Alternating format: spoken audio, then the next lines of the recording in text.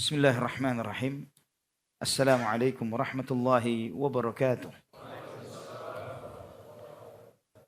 Alhamdulillahi rabbil alamin. Wassalatu wassalamu ala asyrafil anbiya'i wal mursalin. Nabiyina Muhammadin wa ala alihi wa sahbihi wa tabi'in. Wa man tabi'ahum bi ihsanin ila yaumiddin. Amma ba'd.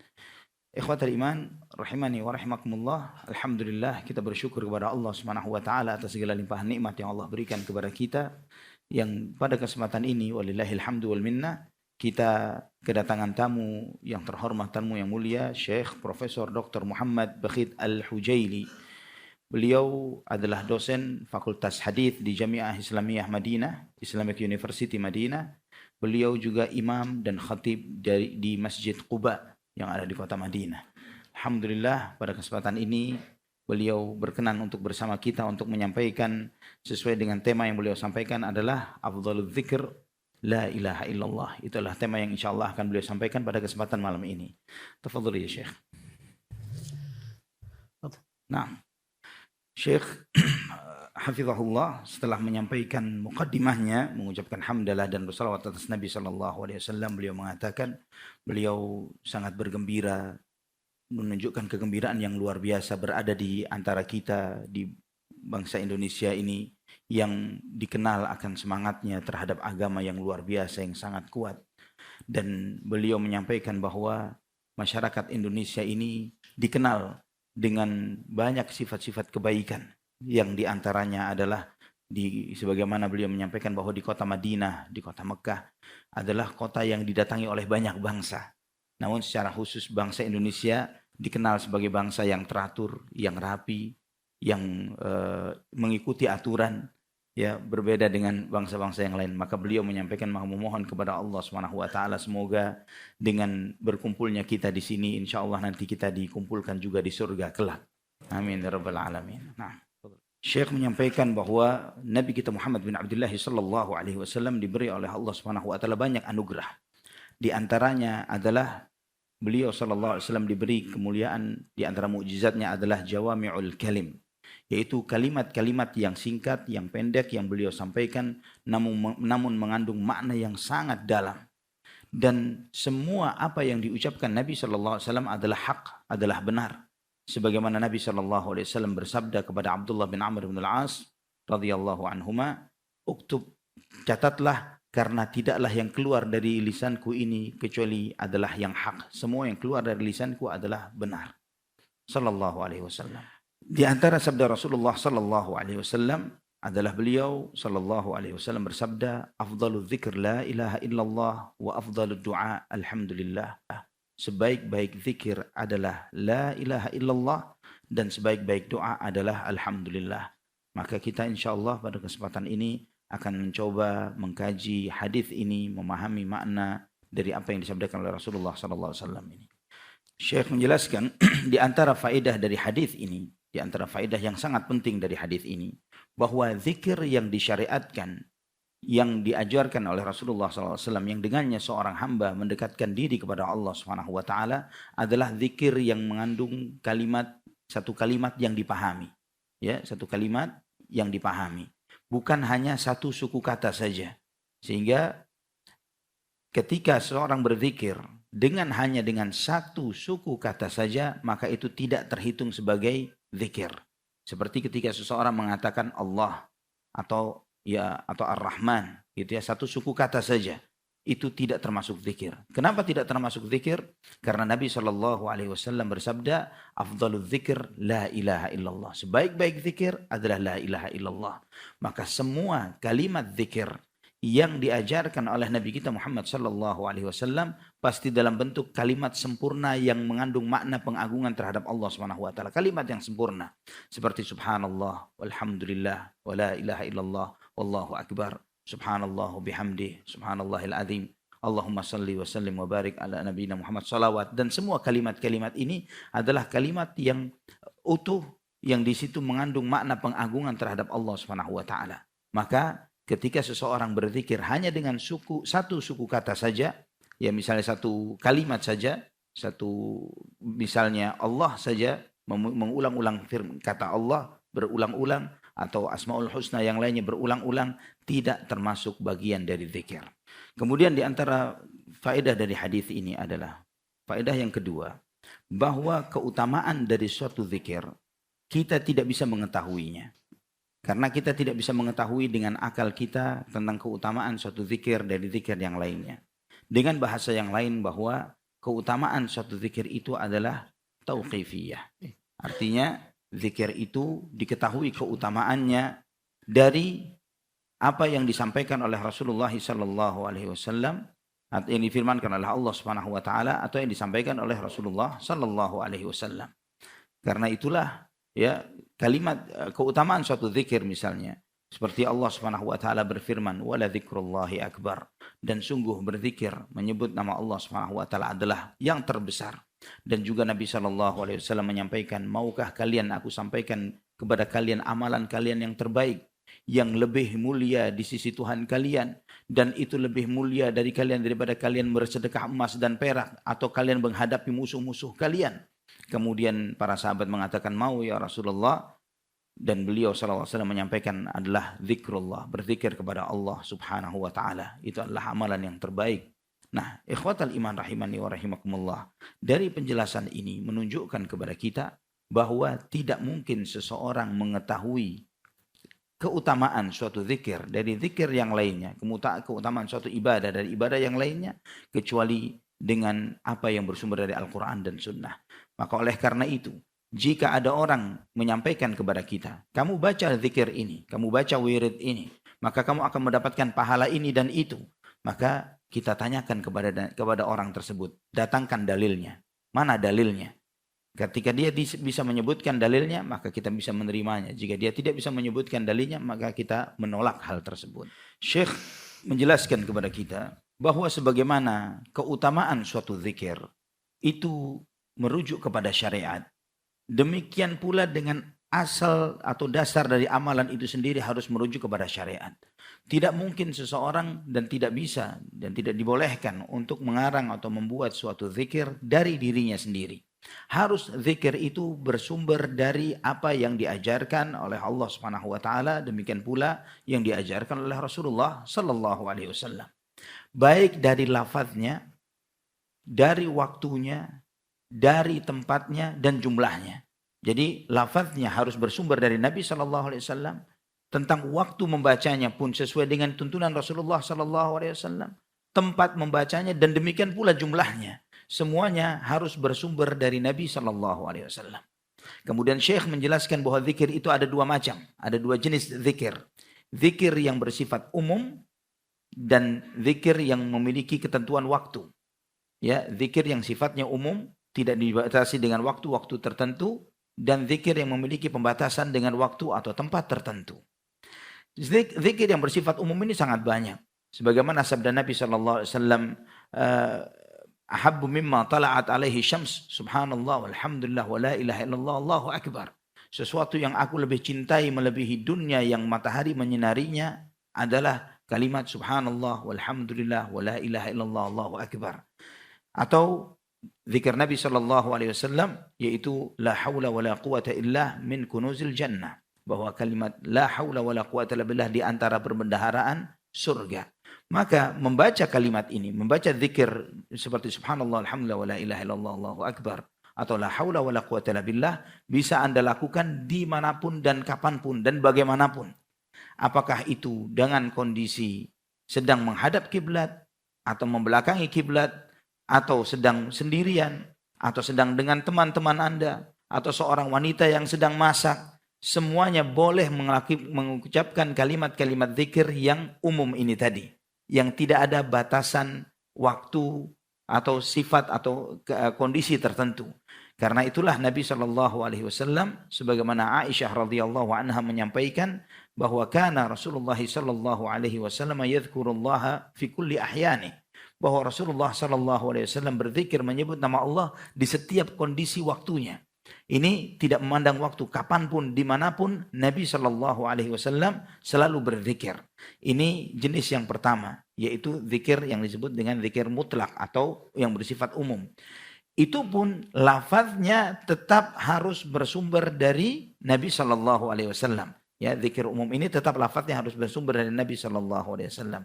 Adapun jenis yang kedua adalah zikir muqayyad, yaitu zikir yang ditentukan waktunya dan tempatnya serta jumlahnya, dan itu harus sesuai dengan apa yang diajarkan oleh Rasulullah Shallallahu Alaihi Wasallam.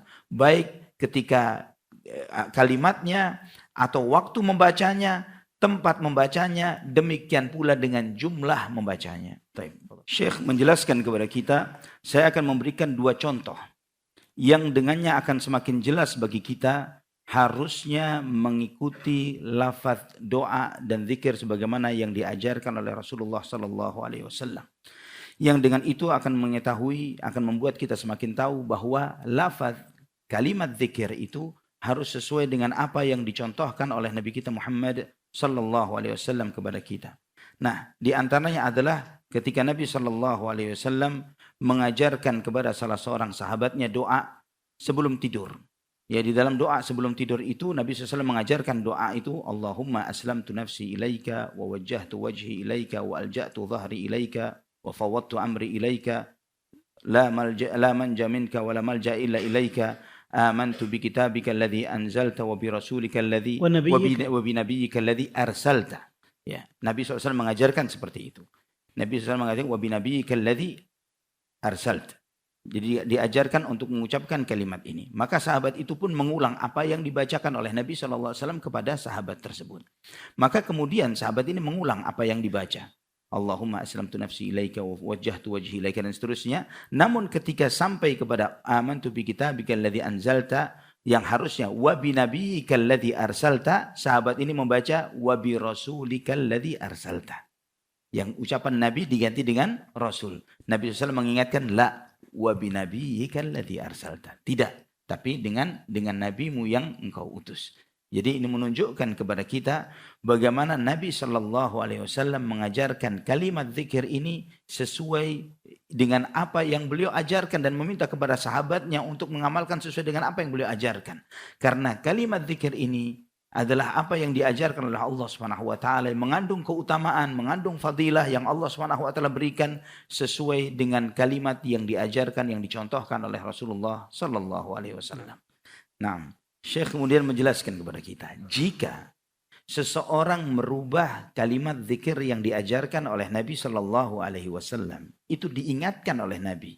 Ya, sebagaimana contoh yang disampaikan oleh Syekh tadi, diingatkan untuk mengikuti kalimat yang diajarkan oleh beliau dan tidak merubahnya, maka bagaimana terkait dengan orang yang mengarang-ngarang sendiri kalimat zikir dan wirid yang dia buat-buat sendiri? Ini yang beliau peringatkan. Itu akan jauh lebih besar, kerusakannya jauh lebih besar, bahaya dan bid'ahnya, karena dia mengarang-arang sendiri zikir dari dirinya sendiri. Padahal merubah kalimat dari apa yang diajarkan oleh Rasulullah SAW ingatkan itu. Tidak, yang semestinya adalah yang seperti ini. Nah, ikhwatal iman rahimani wa rahimakumullah. Maka Syekh rahimahullah mengingatkan kepada kita hati-hati dengan 2 perkara.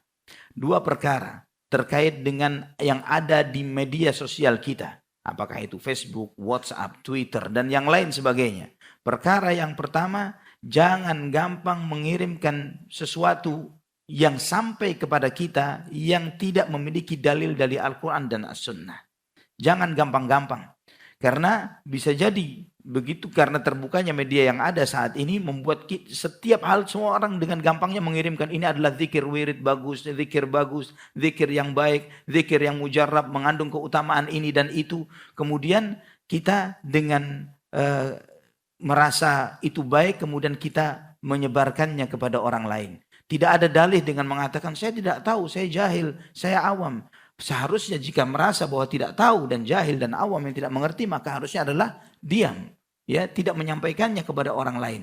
Tidak boleh gampang-gampang menyebarkan share yang sampai kepada kita yang tanpa kita mengetahui dalilnya dari Al-Quran maupun Sunnah Nabi SAW. Betapa banyak bid'ah itu muncul dari hal yang seperti ini. Kemudian yang kedua yang beliau ingatkan, yang pertama adalah jangan gampang-gampang menyebarkan, mengirim ulang beri hal-hal yang tidak ada sumber dasar dari Al-Quran maupun Sunnah. Kemudian juga mengamalkan, mengambil ilmu dan mengamalkan suatu ilmu yang sampai kepada kita tanpa tathabbut, tanpa tabayyun terlebih dahulu dalil sahihnya dari Al-Quran maupun sunnah Nabi Shallallahu Alaihi Wasallam. Karena begitu banyaknya beredar ajaran-ajaran yang nyeleneh menyimpang terkait dengan zikir dan wirid ini, dan tidak sedikit mereka menyebarkan bersumber dari hadis-hadis yang lemah. Karena di antara sumber terbesar pintu masuknya bid'ah adalah hadis-hadis lemah dan hadis-hadis palsu. Betapa seringnya tersebar di media sosial kita saat ini yang disebutkan tentang zikir tertentu atau amalan tertentu dan yang semisalnya, kemudian kata Syekh, kami menelitinya, kami mengkajinya, melihat dari mana sumbernya hadis tersebut, kami mencarinya dari kitab-kitab yang menyebutkan hadis-hadis yang sahih, ternyata tidak kami mendapatinya. Ketika kami mencarinya di dalam kumpulan hadis-hadis yang lemah dan palsu sekalipun, ternyata juga tidak kami temukan hadis tersebut. Ternyata memang hadis itu benar-benar dikarang di zaman kita sekarang ini. Ya, hadis karangan modern zaman ini yang tanpa sumber sanad sama sekali dan tanpa ada dasar sama sekali. Kemudian Syekh Hafizahullah menjelaskan kisah kedua, yaitu yang dialami oleh dua orang sahabat, Abu Musa al-Ash'ari radhiyallahu an, yang di suatu hari ya ketika sholat subuh beliau mendatangi rumah Abdullah ibn Mas'ud radhiyallahu an. Ya, inilah di antara adabnya para sahabat terhadap orang-orang yang lebih alim dari mereka. Adab terhadap orang-orang yang lebih berilmu. Bahwa mereka senang dekat dengan orang-orang berilmu. Mereka menunggu orang-orang berilmu ini untuk mengimami mereka, untuk menjadi guru mereka, mendahului mereka, bersama mereka ke tempat-tempat ibadah. Terlebih Abdullah bin Mas'ud radhiyallahu an di antara ulamanya para sahabat, yang beliau mengatakan bahwa saya menghafal 70 surat dari Al-Quran langsung dari Rasulullah sallallahu alaihi wasallam. Kemudian juga Abdullah bin Mas'ud radhiyallahu an ini pernah mengatakan, andai kata saya mengetahui ada seseorang yang memahami Al-Quran melebihi apa yang aku pahami dan aku bisa menuju ke sananya walaupun dengan menunggang kuda, artinya sesuatu yang bisa dijangkau walaupun mengendarai kendaraan, menunggang onta, pasti akan menuju ke orang tersebut untuk belajar Al-Quran dari orang itu. Ini menunjukkan kedalaman ilmu dari Abdullah ibnu Mas'ud radhiyallahu anhu. Nah, di dalam hal ini, di dalam kisah ini disampaikan bahwa Abu Musa al-Ash'ari ketika bertemu dengan Abdullah ibnu Mas'ud radhiyallahu anhu, beliau menyampaikan, wahai Abu Abdurrahman, saya barusan melihat di masjid sesuatu yang menakjubkan. Aku melihat bahwa itu adalah yang baik, tapi sesuatu yang aneh bagi diriku, sesuatu yang aneh. Yang aku lihat adalah baik tapi menganehkan. Maka Syekh menyampaikan, coba perhatikan bagaimana Abu Musa al-Ash'ari mengatakan bahwa ma ra'aitu illa khairan. Tidaklah aku lihat kecuali kebaikan, tapi sesuatu yang ajib, sesuatu yang menakjubkan, yang mengherankan. Kenapa aneh? Kenapa mengherankan? Padahal terlihat sesuatu yang bagus, adalah karena sesuatu yang tidak pernah dilihat di zaman sebelumnya, di zaman Rasulullah SAW, demikian pula para sahabatnya. Maka Abdullah bin Mas'ud bertanya, apa yang kamu lihat? Yang saya lihat adalah orang-orang yang berkumpul di masjid dengan berhalaqah-halaqah. Ya, ada beberapa halaqah-halaqah ilmu. Yang kemudian di halaqah itu ada pemimpinnya. Ada orang yang memimpin mereka. Dan kemudian masing-masing orang di halaqah itu memegang kerikil. Dan setelah itu pemimpin mereka ini mengatakan sabbihu mi'ata marrah. Ucapkan subhanallah 100 kali. Maka mereka baca subhanallah, subhanallah, subhanallah, subhanallah, subhanallah 100 kali. Kemudian hamidu mi'ata marrah. Ucapkan alhamdulillah, alhamdulillah, alhamdulillah 100 kali. Hallilu mi'ata marrah. La ilaha illallah 100 kali. Terus demikian. Nah, kemudian ikhwatul iman rahimani wa rahimakumullah.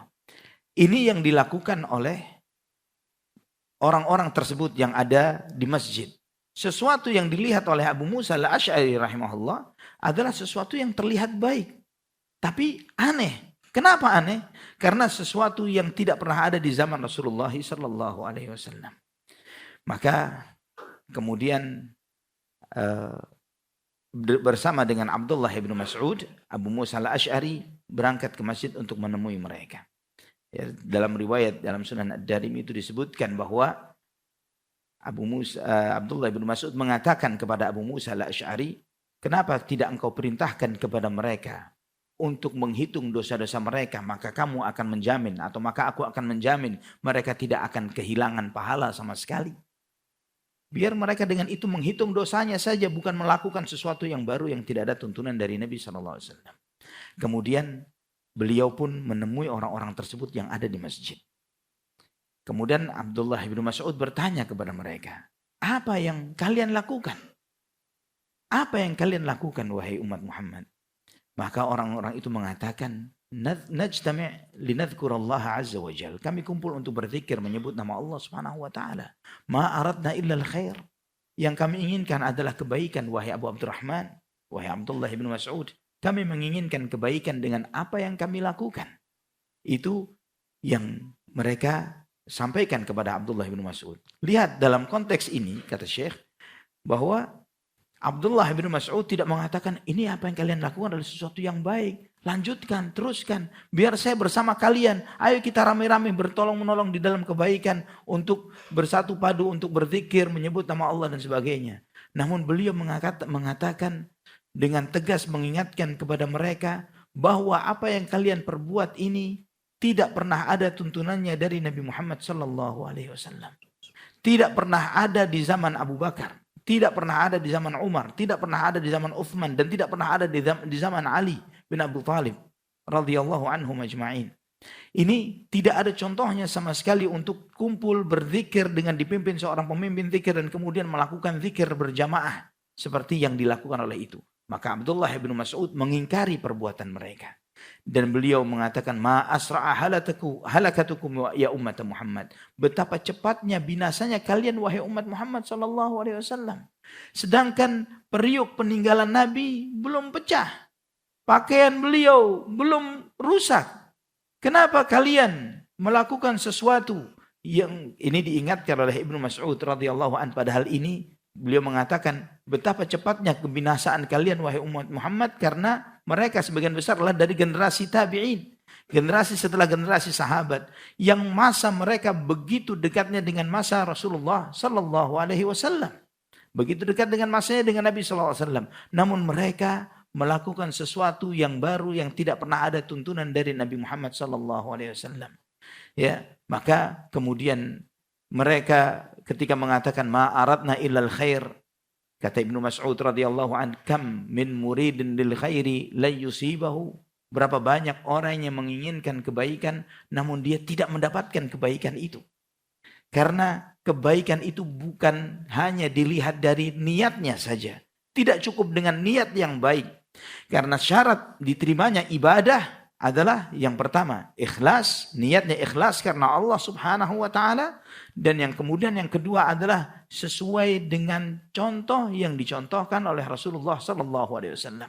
Dari kalimat yang dibacanya, tata caranya, waktunya, tempatnya dan seterusnya harus sesuai dengan apa yang dicontohkan oleh Nabi Muhammad sallallahu alaihi wasallam. Itulah kenapa Nabi sallallahu alaihi wasallam juga bersabda, "Man 'amila 'amalan laisa 'alaihi amruna fahuwa raddun." Barang siapa yang mengamalkan suatu amalan yang tidak ada perintah, tidak ada contoh dari kami, maka amalan itu tertolak. Nah, ikhwatal iman rahimani wa rahimakumullah. Kemudian Abdullah bin Mas'ud radhiyallahu an, beliau mengingkari perbuatan mereka ini dengan mengatakan kam muridin lil khairi la yusibahu. Berapa banyak orang yang menginginkan kebaikan, dia tidak mendapatkan kebaikan tersebut karena perbuatan itu sama sekali tidak ada contohnya dari Nabi SAW. Dan kemudian beliau mengatakan, imma annakum ala dinin ahda min dini Nabi Muhammad min dinin Nabi sallallahu alaihi wasallam au annakum muftatihu bab dhalalah. Kalian berada di dalam salah satu dari dua kondisi, kata Ibnu Mas'ud radhiyallahu an. Mungkin kalian saat ini berada di suatu petunjuk agama yang lebih baik daripada agama yang diajarkan oleh Nabi Muhammad sallallahu alaihi wasallam, atau kalian sedang membuka pintu kesesatan. Subhanallah. Karena kenapa Ibnu Mas'ud mengatakan yang seperti ini? Karena mereka melakukan suatu hal yang tidak ada tuntunannya dari Rasulullah sallallahu alaihi wasallam. Bagaimana mereka melihat sesuatu atau menganggap sesuatu itu baik, Padahal sedangkan hal itu tidak ada contohnya dari Rasulullah SAW. Apakah kebaikan yang mereka lakukan ini tidak lain seakan-akan mereka mengatakan bahwa ini adalah sesuatu yang baik, lebih baik daripada ajaran Nabi SAW. Dan ini mustahil. Atau mereka yang kondisi yang kedua, bahwa mereka sedang membuka pintu kesesatan. Maka sang perawi menyampaikan dalam akhir kisah ini bahwa kami melihat orang-orang yang ada di halakoh-halakoh itu, di halakoh-halakoh zikir ini, mereka adalah orang-orang yang menyerang kami dalam peristiwa Nahrawand, peristiwa peperangan antara Ali bin Abi Thalib radhiyallahu anhu dengan orang-orang Khawarij. Ya, mereka menjadi orang-orang Khawarij, dan ini peringatan, ya, sebagaimana peringatan dari para ulama salafun salih terdahulu, jangan meremehkan bid'ah yang kecil. Karena bid'ah yang kecil ini tidak akan semakin kecil, tapi akan semakin membesar dan membesar. Dari halakoh-halakoh zikir yang tidak ada tuntunannya dari Nabi SAW, kemudian membesar sampai mereka menjadi orang-orang Khawarij yang membunuhi para sahabat. Nah, Syekh kemudian baru masuk kepada materi, ya, bahwa afdhalul dzikr la ilaha illallah. Sebaik-baik zikir adalah la ilaha illallah. Kenapa la ilaha illallah adalah zikir yang terbaik? Karena kalimat la ilaha illallah menunjukkan kepada hal terbesar yang menjadi sebab kenapa kita diciptakan oleh Allah Subhanahu wa taala. Yaitu Allah Subhanahu wa taala berfirman dalam surat Az-Zariyat ayat 56, "Wa ma khalaqtul jinna wal insa illa liya'budun." Dan tidaklah aku ciptakan jin dan manusia kecuali untuk beribadah kepadaku. Liya'budun artinya liwahidun, yaitu untuk mengesahkan aku, mentauhidkan Allah di dalam ibadah. Al-Imam Syafi'i rahimahullah menjelaskan liya'budun ay liya'murun li'amurahum wa anhahum, agar aku memerintah kepada mereka dan melarang mereka. Artinya beribadah dengan menjalankan perintah dan menjauhi larangan. Dan makna dari la ilaha illallah adalah la ma'budu bihaqqin illallah. Tidak ada yang berhak disembah kecuali Allah Subhanahu wa taala. Tidak ada yang berhak disembah kecuali Allah Subhanahu wa taala. La ilaha, kalimat la ilaha menafikan, menolak segala bentuk sesembahan. Apapun itu dinafikan, ditolak. Illallah menetapkannya bahwa satu-satunya yang berhak untuk disembah dan diibadahi hanya Allah Subhanahu wa taala semata. Kalimat la ilaha illallah, realisasi dari kalimat la ilaha illallah ini dengan dua hal, dengan dua perkara. Yang pertama adalah berlepas diri dari segala sesuatu yang disembah selain Allah Subhanahu wa taala. Harus kita yakini bahwa tidak ada siapapun, tidak ada apapun dan siapapun yang berhak untuk disembah kecuali Allah Subhanahu wa taala. Tidak malaikat, tidak nabi, tidak orang saleh atau pohon dan batu dan yang lainnya. Tidak ada apapun yang berhak untuk disembah, dan kita menetapkan ibadah itu hanya kepada Allah Subhanahu wa taala. Kemudian Syekh menjelaskan bahwa Allah Subhanahu wa taala berfirman lahu da'watul haqq. Hanya Allah lah yang berhak untuk diminta dan kita berdoa kepadanya. Karena Allah Subhanahu wa taala satu-satunya yang berhak kita untuk berdoa, meminta, memohon, beribadah hanya kepadanya. Kenapa Allah satu-satunya yang berhak untuk disembah dan diibadahi? Kenapa yang lainnya tidak layak untuk disembah dan diibadahi? Adalah karena Allah Subhanahu wa taala zat yang disifati dengan segala sifat-sifat keagungan dan kemuliaan. Semua sifat-sifat keagungan, semua sifat-sifat kesempurnaan, sifat-sifat kemuliaan adalah hanya ada milik Allah Subhanahu wa taala. Adapun segala sesuatu yang disembah selain Allah Subhanahu wa taala, mereka tidak memiliki kesempurnaan sebagaimana Allah Subhanahu wa taala. Mereka bahkan disifati dengan sifat-sifat yang lemah, dengan sifat-sifat yang kurang. Allah Subhanahu wa taala berfirman tentang keagungan dan kemuliaannya sebagaimana di akhir surat Al-Hasyr. Allah Subhanahu wa taala berfirman, "Huwallahu alladzi la ilaha illahu al-malikul quddusus salamul mu'minul muhaimin." Dan seterusnya disebutkan al-muhaiminul azizul jabbarul mutakabbir, subhanallahi amma yusyrikun. Ya, sebagaimana disebutkan bahwa dialah Allah Subhanahu wa taala. Tidak ada yang berhak disembah kecuali Allah Subhanahu wa taala. Yang Allah zat yang Maha mengetahui yang gaib dan yang nyata. Dialah Allah Subhanahu wa taala yang Maha Rahman dan Rahim. Dialah Allah Subhanahu wa taala yang tidak ada yang berhak disembah kecuali Dia. Dialah Sang Raja yang Maha Suci, yang Maha memberikan keamanan dan seterusnya. Dan Allah berfirman di akhir ayat itu, Subhanallahi amma yusyrikun. Maha suci Allah dari apa yang mereka sekutukan. Kemudian sebagaimana Nabi Allah Ibrahim alaihissalam berkata kepada ayahnya, ya abati lima ta'budu ma la yasma'u wa la yubsiru wa la yughni 'anka syai'a. Wahai ayahku, kenapa engkau menyembah sesembahan yang tidak bisa mendengar, tidak bisa melihat, dan tidak bisa menolongmu sedikit pun? Segala sesembahan yang disembah selain Allah Subhanahu wa taala adalah sesembahan-sesembahan yang kurang dan lemah. Apapun berhala, jika kita mendatangkannya, membawa satu berhala, kita taruh di tempat ini atau di satu tempat, ya, dan kemudian kita tinggal dia 1 bulan, dia tidak akan berjejak dari tempatnya walaupun 1 helai rambut. Dia tidak akan bisa berpindah dari dirinya. Berhala tidak bisa berpindah dari tempat yang ditempatkan oleh si penyembahnya. Bagaimana sesembahan yang seperti ini kemudian disembah selain Allah Subhanahu wa taala, yang mereka ini tidak bisa menolong diri mereka sendiri, tidak bisa menyelamatkan diri mereka sendiri. Dan jangankan sesembahan-sesembahan yang ada, bahkan manusia yang termulia Muhammad ibn Abdullah sallallahu alaihi wasallam, beliau mengatakan, ya Quraisy ishtaru anfusakum fa inni la ughni ankum minallahi syai'a. Wahai orang-orang Quraisy, tebuslah diri kalian karena aku tidak bisa menolong kalian di hadapan Allah sama sekali.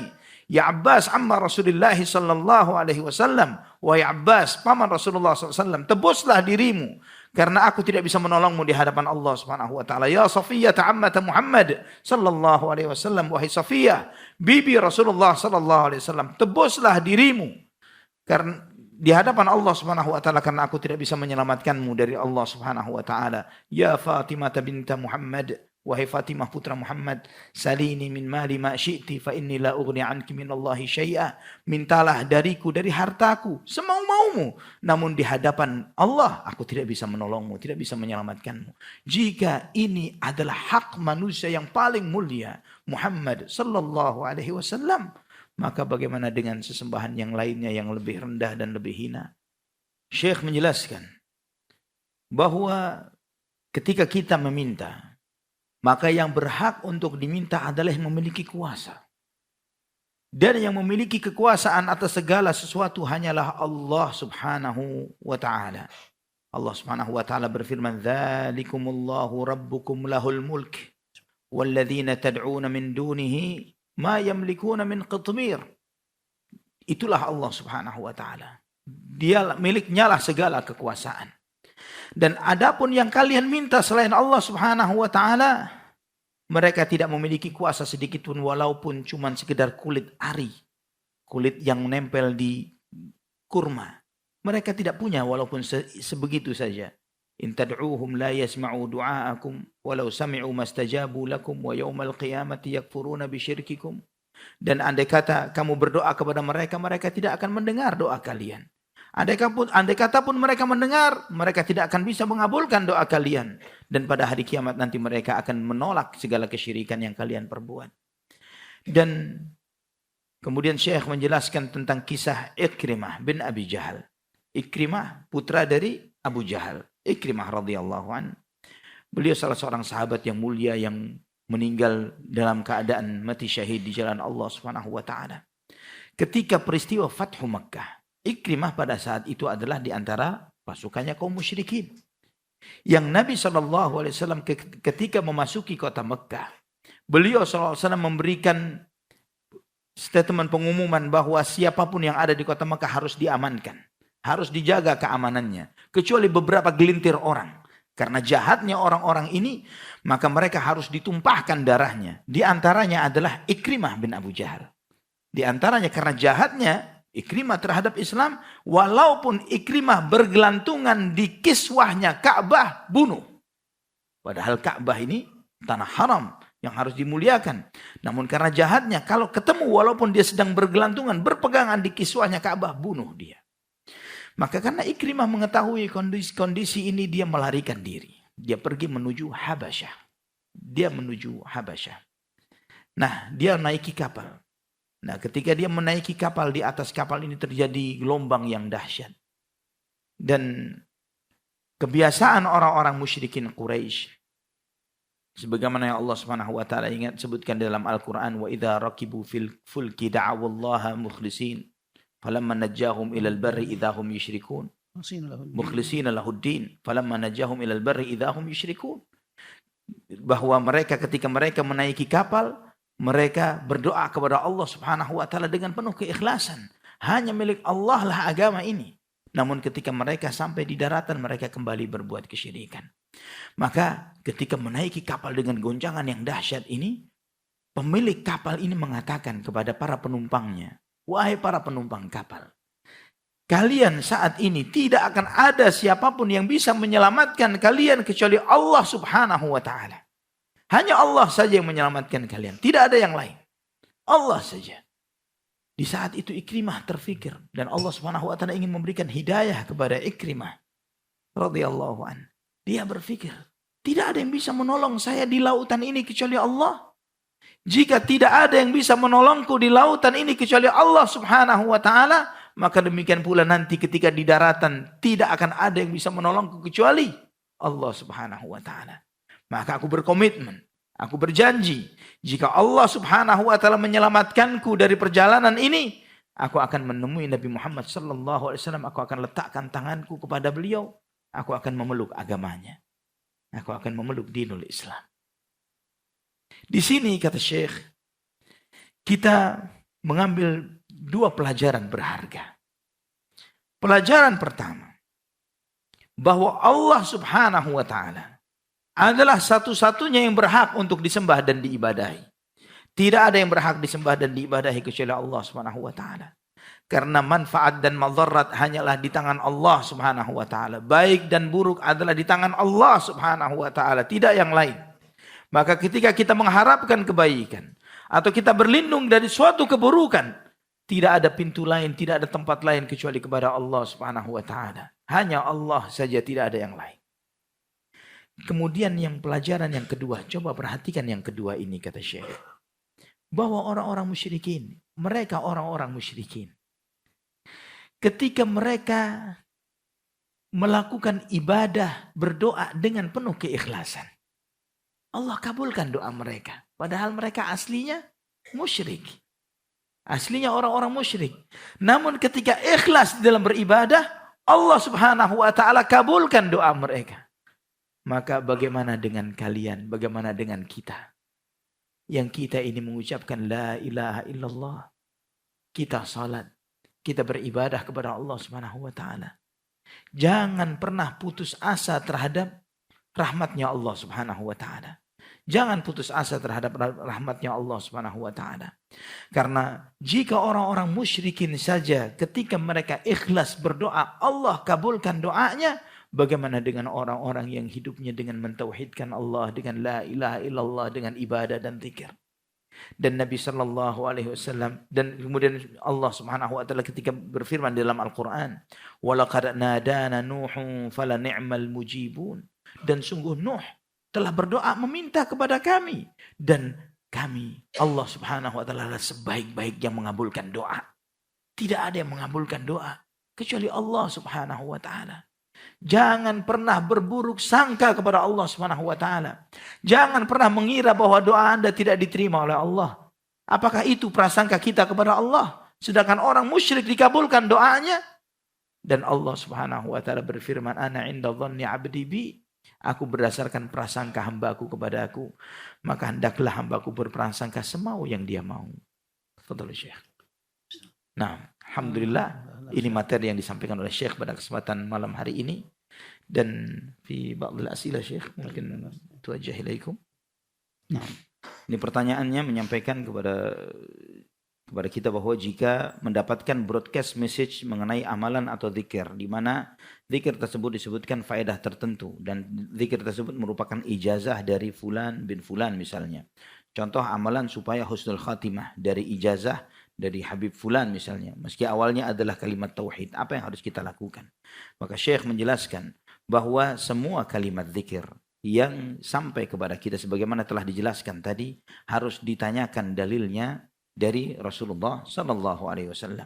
Ya, penjelasan Syekh cukup panjang tentang jawaban terhadap pertanyaan ini. Namun inti dari jawaban beliau adalah bahwa siapapun yang membawakan suatu kalimat wirid atau zikir yang datang dari siapapun, dari Syekh Fulan atau Fulan, maka semuanya harus kita rujukkan kepada dalil sahihnya.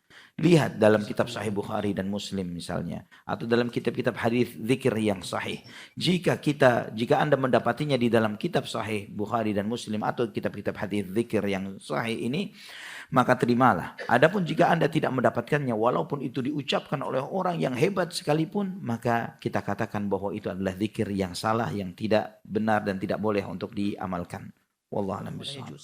Nah, ini pertanyaan mengatakan, apa hukum mengkafling atau membooking soft salat dengan menaruh benda pribadi seperti sejadah atau tas berjam-jam jauh sebelum datangnya waktu salat?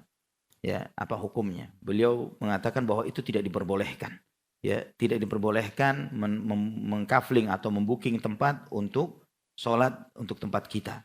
Dan ini dilarang oleh para ulama. Bahkan sebagian ulama mengatakan bahwa ketika seseorang membooking satu tempat untuk salat dan kemudian dia menyia-nyiakannya, tidak segera menempatinya, maka dia seperti sholat di tempat atau di tanah yang tanah hasil curian. Ya, karena apa? Karena dia mengkafling tempat sedangkan orang lain yang lebih datang lebih dulu lebih berhak terhadap tempat tersebut. Karena yang lebih berhak adalah yang datang lebih dulu. Kondisi ini hanya dibolehkan hanya dalam satu kondisi saja, yaitu ketika memang dia datang lebih awal. Misalnya antum datang lebih awal dan antum beribadah di situ di tempat ini. Namun kemudian ada hajat memang tertentu yang memang harus antum lakukan. Seperti ke toilet dan lain sebagainya. Dan kemudian setelah itu mau balik lagi ke tempat ini. Kondisi ini saja yang membolehkan orang itu untuk menaruh tempat tertentu supaya dia balik. Memang asalnya dia di sana. Namun misalnya ketika dia menaruh dia datang sholat subuh misalnya di masjid ini. Dan kemudian menaruh bendanya untuk mengkafling untuk nanti sholat Jumat. Ya, dia berjam-jam dia tinggalin tempat ini, pokoknya ini kafling tempat dia, yang ini diharamkan. Wallahu a'lam bishawab. Nah, Syekh menjelaskan terkait dengan pertanyaan, saya mahasiswa memiliki hutang 50 jutaan, apa benar zikir yang disampaikan Rasulullah SAW bisa melunasi hutang tersebut? Dan selain berzikir, apa yang Rasul ajarkan agar lunas hutang? Syekh mengajarkan hendaklah sang penanya ya harus meyakini, dan kita semua harus meyakini bahwa doa menyelesaikan semua masalah-masalah dunia.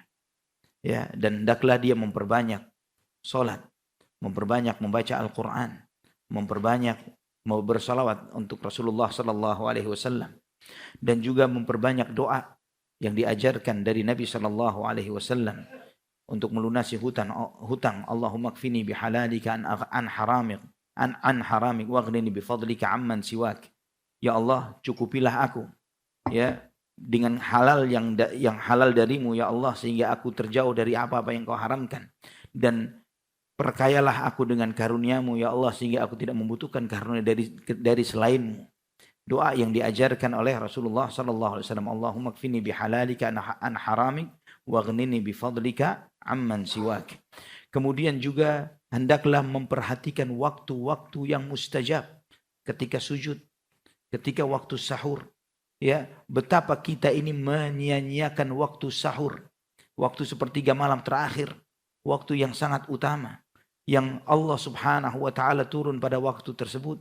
Allah subhanahu wa ta'ala berfirman sebagaimana dalam hadis Nabi SAW menyampaikan, hal min sa'ilin fa'utiyah, apakah ada yang meminta maka aku akan memberi, hal min da'in fa'astajibulah, adakah orang yang berdoa maka aku akan kabulkan, hal min mustaghfirin fa'aghfirulah, adakah orang yang memohon ampun maka aku akan mengampuni dosanya.